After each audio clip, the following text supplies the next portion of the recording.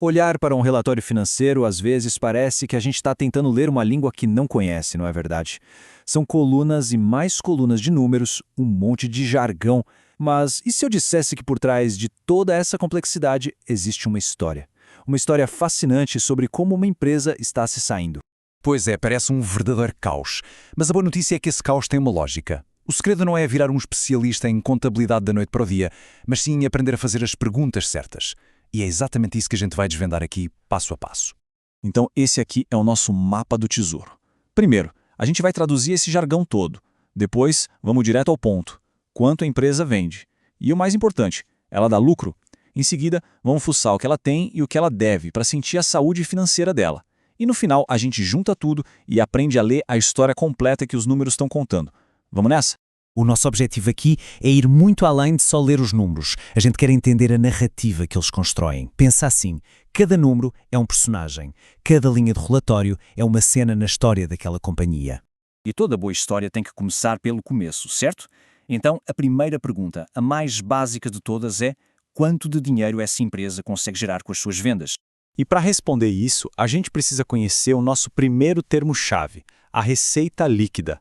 De forma bem simples, é o valor total que a empresa vendeu, já tirando coisas como devoluções e alguns impostos. É o ponto de partida de tudo, a famosa linha de cima do relatório. E o legal é que achar essa informação é bem fácil. Se a gente pega um relatório de verdade, como esse aqui da Ambev, olha lá, a receita líquida está logo no topo. É sempre por aí que a análise começa. 89,45 bilhões de reais. Uau, é um número gigantesco, não dá para negar. Mas faturar muito é só uma parte da história. A pergunta que realmente vale ouro é, desse dinheirão todo, quanto vira lucro de verdade? E essa pergunta que nos leva da primeira linha do relatório lá para a última, que é, no fim das contas, a mais importante de todas, o lucro. É aqui que a gente descobre se a operação da empresa para em pé ou não. A lógica é super simples. É igualzinho ao nosso orçamento de casa. A gente pega tudo que entrou de dinheiro, tira tudo que foi gasto para fazer o negócio girar, matéria-prima, salários, aluguel, impostos, e o que sobra, bem, isso é o lucro. E para medir o quão boa uma empresa é em fazer isso, a gente usa a margem líquida. Ela é um percentual que diz o seguinte: de cada R$ 100 que a empresa vendeu, quantos reais realmente sobraram no caixa como lucro? É o nosso termômetro de eficiência. E aqui tem um ponto fundamental. Faturamento alto não quer dizer necessariamente que a empresa é um bom negócio. Uma companhia pode vender rios de dinheiro, mas se os custos dela são gigantes, a margem de lucro vai ser minúscula. O que a gente busca é eficiência. Olha só esse exemplo da Marco Polo. Em 2023, a margem líquida dela foi de 12,13%. Já em 2024, subiu para 14,22%. Isso aqui conta uma história bem clara. A empresa não só continuou vendendo, como ficou ainda melhor em transformar essas vendas em lucro. Ok, até agora a gente viu o filme da empresa, a performance dela ao longo de um tempo. Agora a gente vai tirar uma foto, um retrato do exato momento financeiro da companhia. E essa foto se chama balanço patrimonial. Pensa nesse balanço como uma balança com dois pratos que precisam estar sempre equilibrados. De um lado estão os ativos, é tudo o que a empresa tem e que tem valor, tipo dinheiro em caixa, fábricas, investimentos. Do outro lado estão os passivos, tudo o que ela deve, como empréstimos no banco ou contas para pagar aos fornecedores. Vamos dar uma espiada na vida real.